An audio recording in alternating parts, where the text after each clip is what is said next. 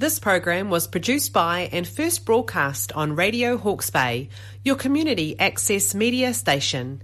Thanks to New Zealand On Air for making this type of programming possible. We came together today to talk about how communities gather in times of need. When we scheduled this episode, we couldn't have anticipated the severe weather events that would affect so many of us across the country, tragically resulting in the loss of 6 lives at Moao. Our thoughts are with the families and whānau of those whose lives were taken. We want to acknowledge and thank the rescue teams, first responders, and community whose courage, care, and commitment in such heartbreaking circumstances will not be forgotten. We will continue to support one another, driven by our shared humanity to be compassionate and caring. Thank you for listening today. Welcome to Volunteering Vibes, Volunteering Hawke's Bay's podcast. Our country has had its fair share of events, and they've got us thinking about how vulnerable we might be. How ready are we to handle what happens to us and our neighbours? How will we take care of ourselves and one another when something does happen? There are many people in our communities who are already planning, acting and preparing for these kinds of circumstances. And today we're joined by Harris Dowson, Community Resilience Advisor at Napier City Council. Hi, Harris, welcome. Kia ora. Thank you for having me.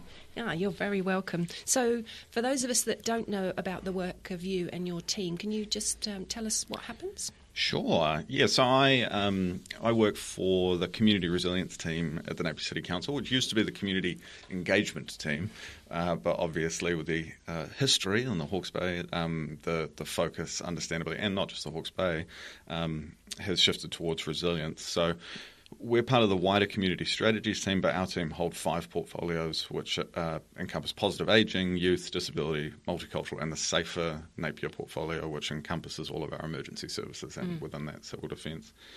So my role is varied.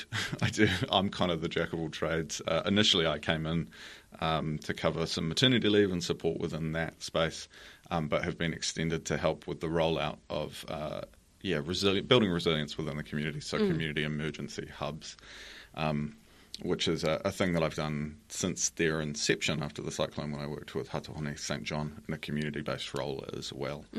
So my goal basically is to support communities to be able to develop, stand up and have their own community emergency hub, which is a model that helps people define their skill set within their own communities, where they can gather in an emergency, they can support each other with both resources and information and anything else you might need during that time when our emergency services are stretched. Wow. And so how's that work going? How's that growing? It's going really well. So I mean, it's a regional model. Initially, the model was developed in the Wellington and Wairarapa region, and after the cyclone, obviously, Te Matua Māori was going, oh wow, we need to be more prepared, and seeing the way communities connected in with one another during that time, we kind of realised that, we need to stop getting in communities' ways. They're always going to want to help, so why don't we uplift them? And we looked around different places. I say we, it wasn't me, but the wider we, and landed on this model down in Wellington. And it's basically from post-cyclone been rolling out across all the councils in terms of different stages. So the rural areas, so Central Hawke's Bay and the rural areas of Hastings, are pretty much all well set because they were the more impacted people initially. Wairoa is going through their own process too.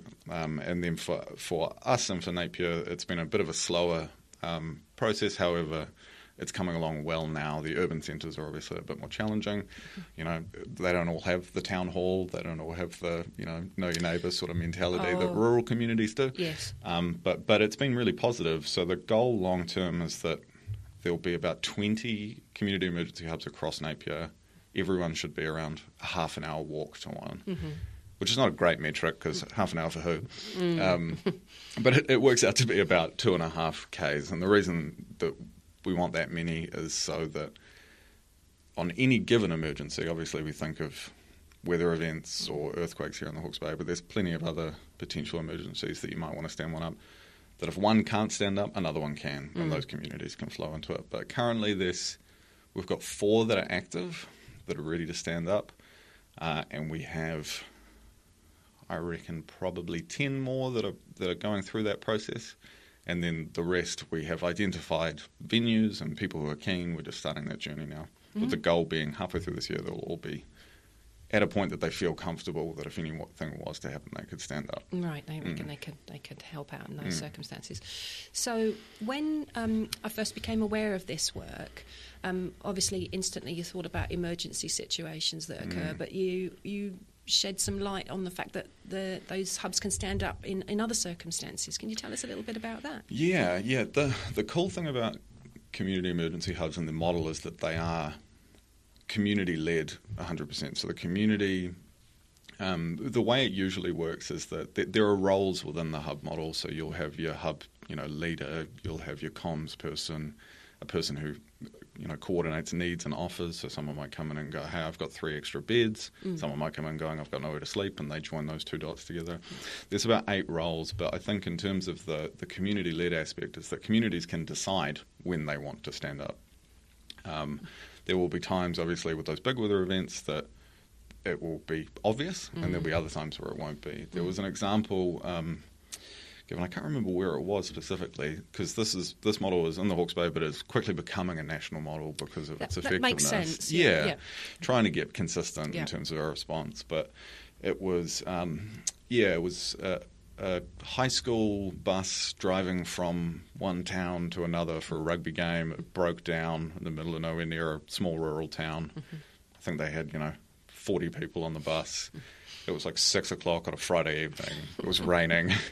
So the community went, we'll stand up the hub because then we've got a space for them. We know within our hub we can offer them tea and coffee and shelter. We can start, we can support them with the logistics of how are they going to get this fixed, how are they going to get out of here, all that sort of stuff as well. So that was like the kind of a really good, and for them, a really good practice of how to stand it up, but in kind of quite a low-stakes situation. But just knowing that it's kind of there and it's an asset of the community, no, this is where we go when anything happens, whether it be large or small, that needs a bit of community collaboration.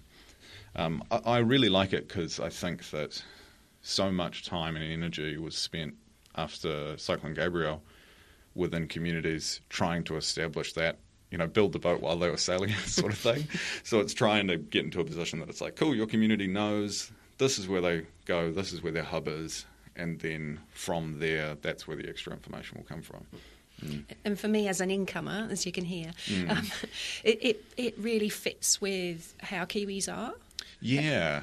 I think it's funny. I think I always just like the person who came up from Wellington and did the training for it initially, her whole thing was just like, people are going to help regardless. So like if we can just put some structure around it, then it will be more effective for everyone involved. And it will, obviously release a lot of that strain on those services that are struggling in terms of those moments as well.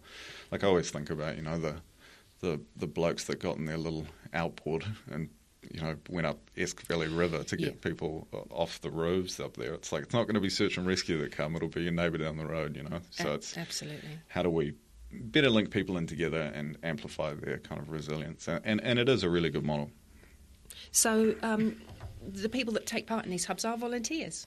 Yeah. It's totally community-led. It's the kind of analogy that I try to think of it like is like teaching a kid to ride a bike. Like council and emergency services are there at the beginning.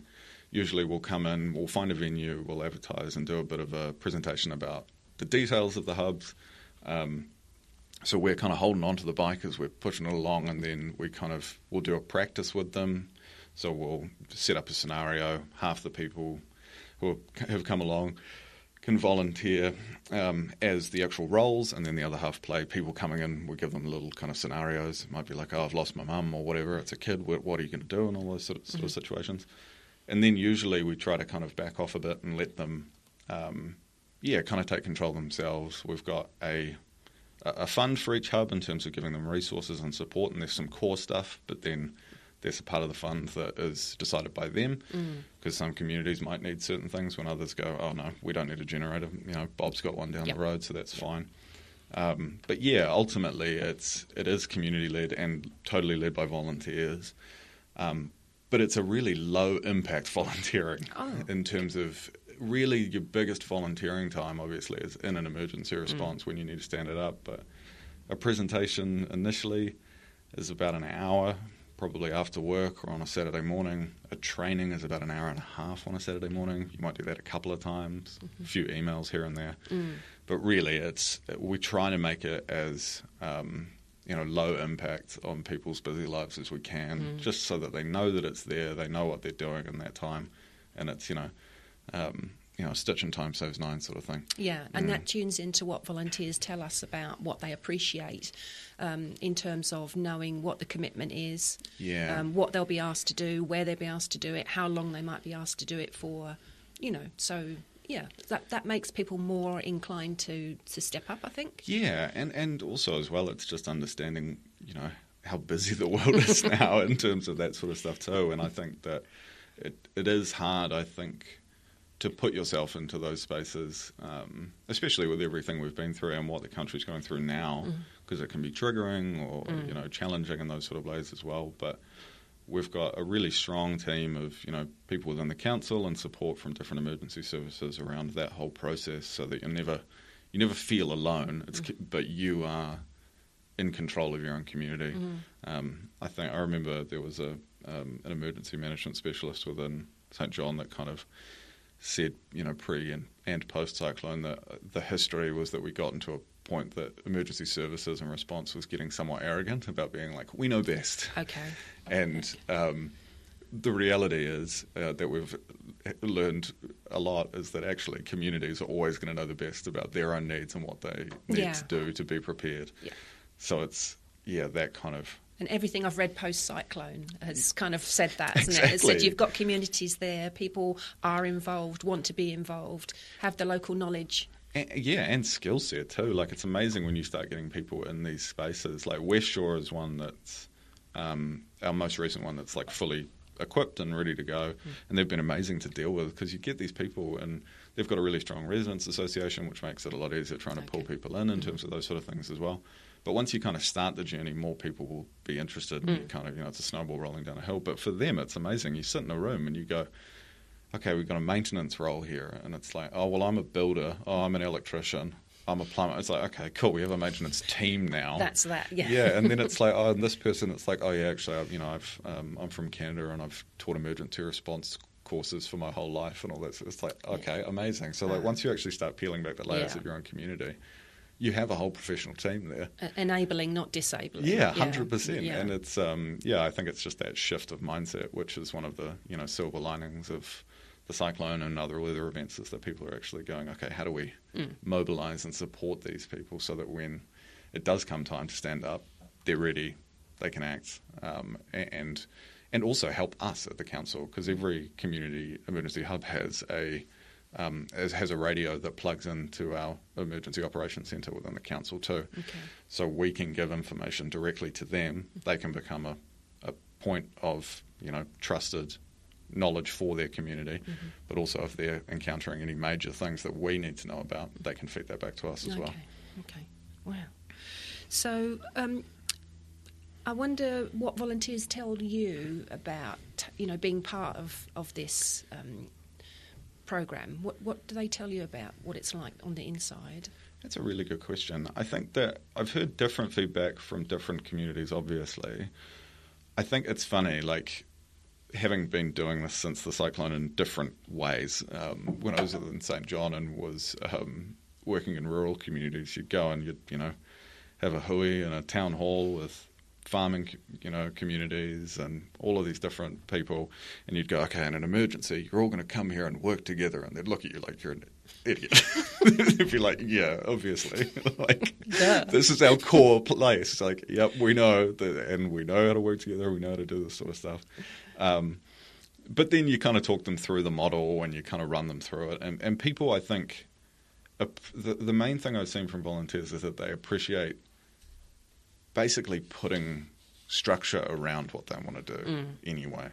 And being able to target it in terms of going, I know that I would be really good at, the community space role in a hub, which is, your cups of tea, are you okay, maybe some first aid, all that sort of stuff. And other people would be like, I know for sure that I'm the guy that it's going to be on a radio, doing that sort of stuff, managing that information. So having that kind of clear line of purpose around how to help in an emergency, I think is a big thing that volunteers get out of it. There's also another big thing is that people enjoy being able to actually meet other members of their community and connect on a level of what is at first something quite serious, but then also you build relationships and connections within that way as well. I think that a lot of people struggle with the individualism of modern day life. So I think it's kind of a very necessary and beneficial shift back to that kind of collective mindset thinking and opportunity to connect, grow, bounce ideas off one another. So yeah, there's lots of different things. So do volunteers need a particular skill set, do you think? No. Or no, not at all? No, not at all. There will be something that you will be able to do there. Each role is one of the kind of, the way I look at each role is the easy to pick up, difficult to master sort of thing.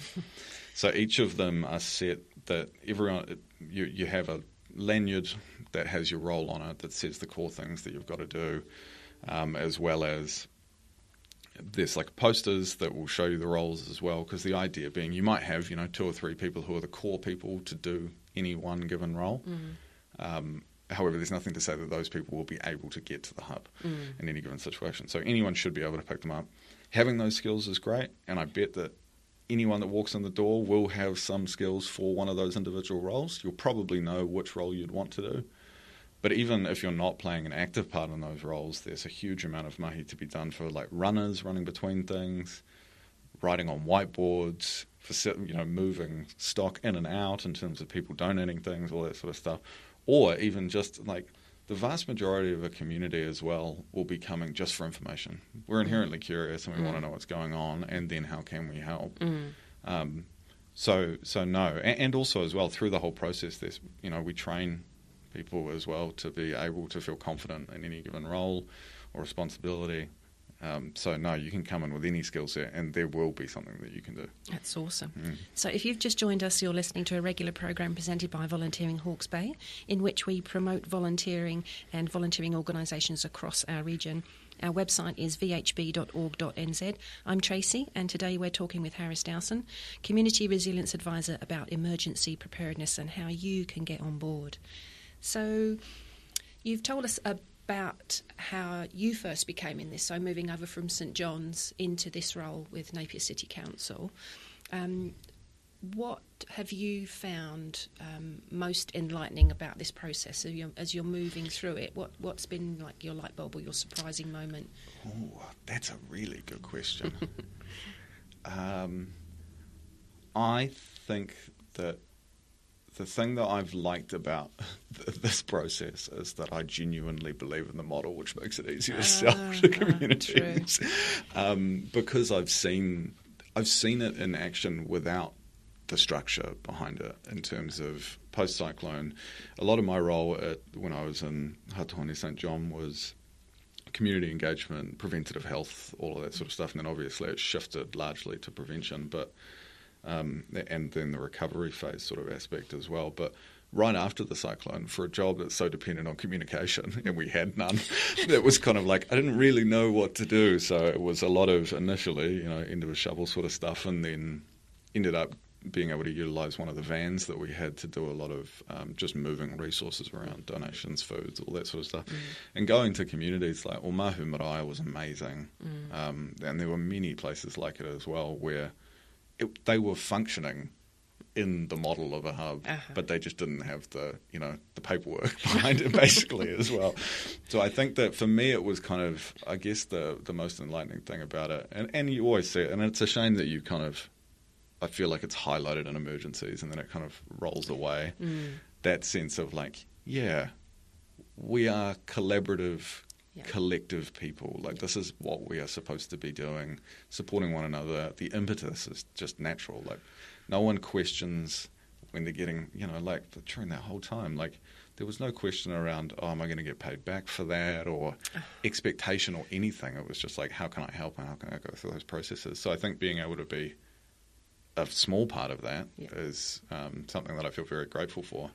And also I just like working within communities in a small way. It's just you meet amazing people that are eager to engage.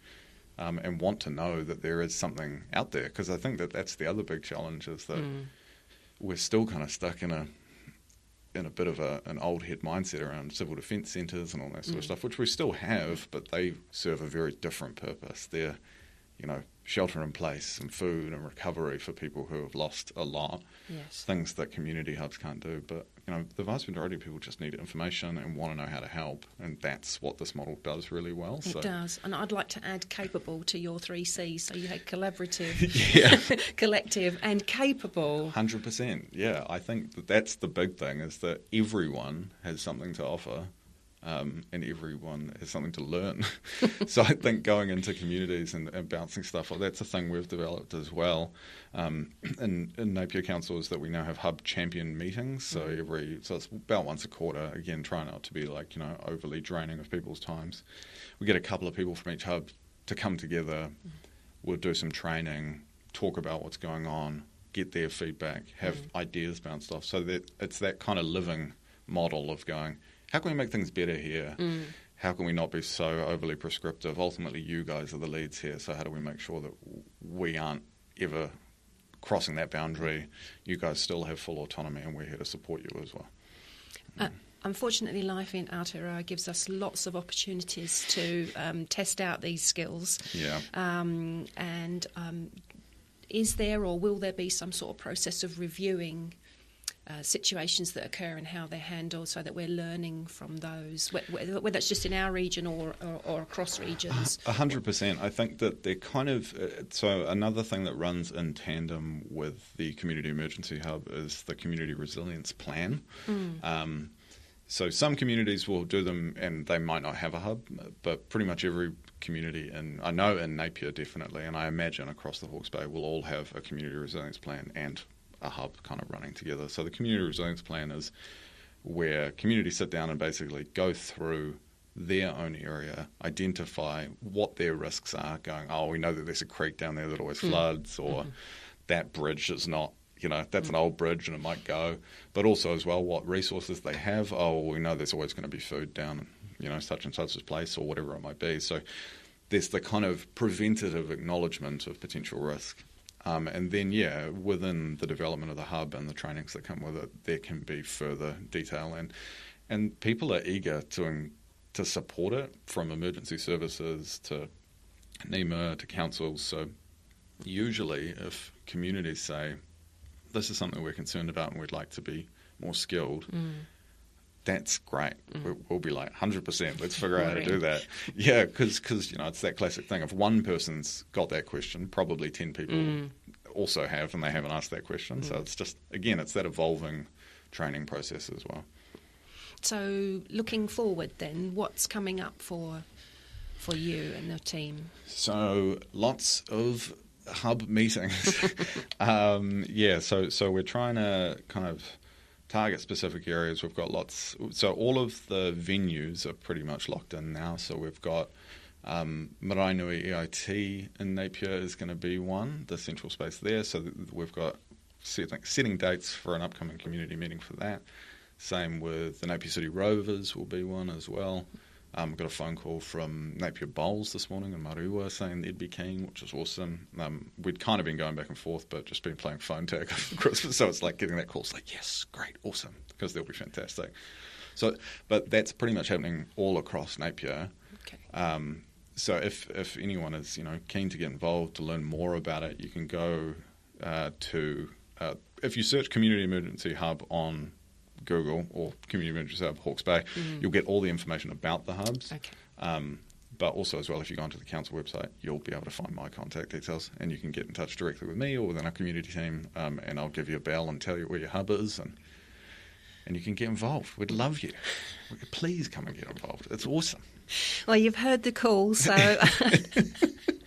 I'd just like to wrap up by saying a huge thank you to Harris and to his colleagues for being part of the incredible network of compassionate communities all over our region. Thank you so much for all you do.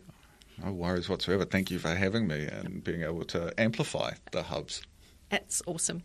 So our cities and our city councils are just one of the 270 plus organisations that Volunteering Hawke's Bay have as members. And if you'd like to get involved, whether that's just you, your workmates or your club, your community does need you. So hop on over to www.vhb.org.nz and get into it.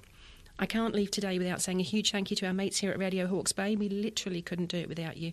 You can catch this episode and loads of other great opportunities to listen, learn and get involved at radiohawksbay.org.nz. Bye for now.